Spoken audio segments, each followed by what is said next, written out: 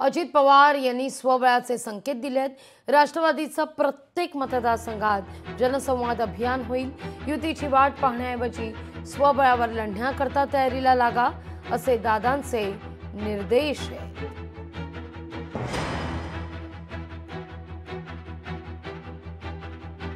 त्यामुळे आता भाजप पाठोपाठ दादांची राष्ट्रवादी सुद्धा महापालिका निवडणुकांच्या दृष्टिकोनातून तयारीला लागल्याचं पाहायला मिळत आहे। अजित पवार यांनी आता स्वबळाचे संकेत दिलेत। राष्ट्रवादीचं प्रत्येक मतदारसंघात जनसंवाद अभियान हे राबवलं जाणार आहे। अधिक माहिती घेऊया आपले प्रतिनिधी अमोल धर्माधिकारी यांच्याकडून। अमोल, दादांनी स्वबळाचे संकेत दिल्याचं पाहायला मिळत आहे।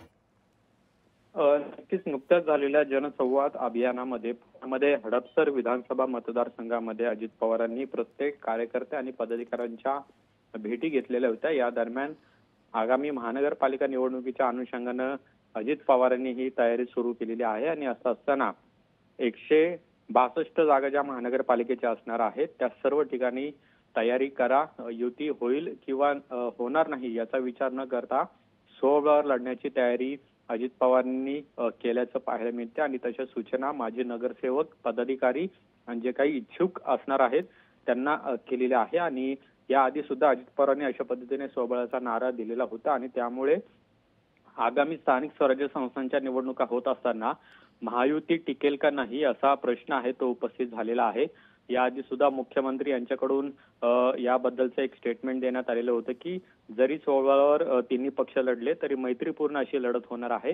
मात्र पुण्यामध्ये जर आपण पाहिलं तर भाजपचे गेल्या महानगरपालिकेच्या निवडणुकीमध्ये जवळपास 100 नगरसेवक निवडून आलेले होते आणि त्यामुळे कुठेतरी जागा वाटपामध्ये समाधानकारक जागा आपल्या वाट्याला येणार नाही असं अजित पवारांना वाटत असावं आणि त्यामुळेच कुठेतरी आता अजित पवारांनी सतत कार्यकर्त्यांच्या भेटीगाठीमध्ये, माजी नगरसेवकांच्या बैठकीमध्ये स्वबळाचा नारा दिलेला पाहायला मिळते आणि त्या अनुषंगानं कार्यकर्त्यांना सुद्धा तयारी करण्याच्या सूचना दिल्यात।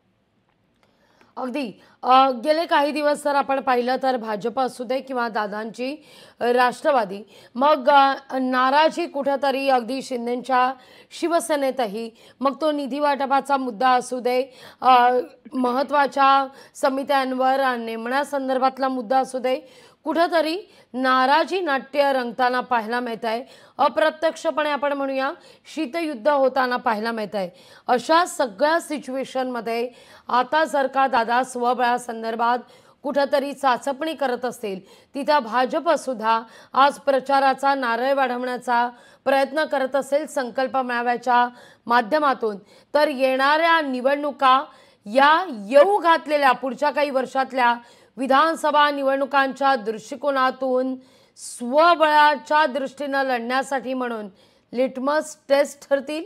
अमोल, तशी शक्यता सुद्धा वर्तवली जाऊ शकते। स्थानिक स्वराज्य संस्थांच्या निवडणुका या कार्यकर्त्यांच्या जीवावर आधारित असतात, कारण की लोकसभा आणि विधानसभा निवडणुकीमध्ये नेत्यांना संधी दिली जाते, मात्र स्थानिक स्वराज्य संस्थांच्या निवडणुका या कार्यकर्त्यांसाठी असतात आणि त्यामुळे कार्यकर्त्यांवर कुठेही अन्याय होऊ नये अशी प्रत्येक पक्षाची भावना असते आणि तीच भावना आपल्याला महायुतीमध्ये सुद्धा पाहायला मिळते। याआधी सुद्धा देवेंद्र फडणवीसांनी कार्यकर्त्यांवर अन्याय होणार नाही अशा पद्धतीचं वक्तव्य केलेलं होतं आणि दुसरीकडे आता अजित पवारांनी सुद्धा कार्यकर्त्यांना नाराज न होण्याच्या सूचना दिलेल्या आहेत आणि स्वबळावर लढण्याची तयारी सुरू करा असं त्यांनी म्हटलेलं आहे आणि त्यामुळे लोकसभा, विधानसभा निवडणुकीत जरी महायुती म्हणून हे तिन्ही पक्ष एकत्र लढले असले तरी विधानसभा निवडणुकीनंतर आपण पाहतोय सातत्याने महायुती। अमोल, माफ करा काही सेकंद मी तुम्हाला थांबवते। या सगळ्या विषयी बोलण्याकरता राष्ट्रवादी काँग्रेसचे प्रवक्ते सूरज चव्हाण आपल्यासोबत जोडले गेलेले आहेत।